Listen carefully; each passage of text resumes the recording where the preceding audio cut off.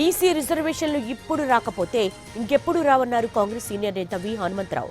BC రిజర్వేషన్లను ఎవరూ వ్యతిరేకించడం లేదన్నారు. ఈ విషయంలో ప్రధాని నరేంద్ర మోడీ పెద్ద మనసు చేసుకోవాలని విజ్ఞప్తి చేశారు.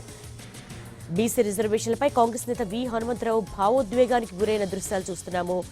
ఇప్పుడు రాకపోతే ఇంకెప్పటికీ రావంటూ విహెచ్ ఆవేదన వ్యక్తం చేశారు.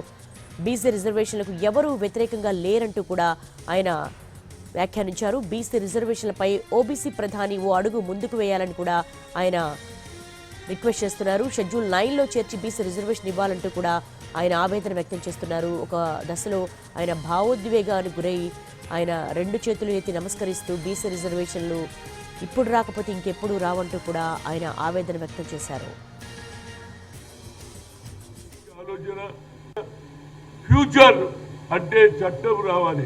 ఆ చట్టానికి కేవలం నాయకుడు ఎవరంటే ఒక పక్క రాహుల్ గాంధీ, ఇంకో పక్క నరేంద్ర మోడీ అడుగు ముందుకు వేస్తే మాకు న్యాయం జరుగుతుంది.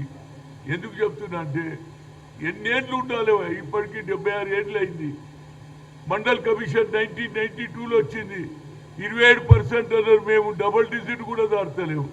కనుక నరేంద్ర మోడీ గారికి నేను అయితే ఓబీసీ ఎంపీ కన్వీనర్గా గతంలో కూడా 3 సార్లు కలిసిన. మా జనాభా ఎక్కువ ఉన్నది, 56% ఉన్నారు.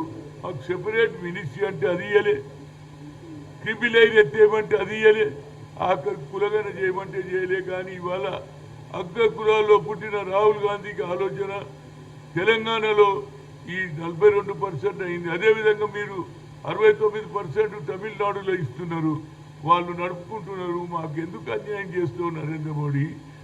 ఇవాళ అందరు నాయకులు, ఇవాళ ఆయన ఎవరు బీజేపీ అధ్యక్షుడు, ఆయన కూడా చెప్పాడు మేము మద్దతు ఇస్తా అన్నాడా లేదా? మరి అందరు మద్దతు ఇస్తా అంటున్నారు, కానీ మరి దీనికి ఎక్కడ ఆపుతున్నారు?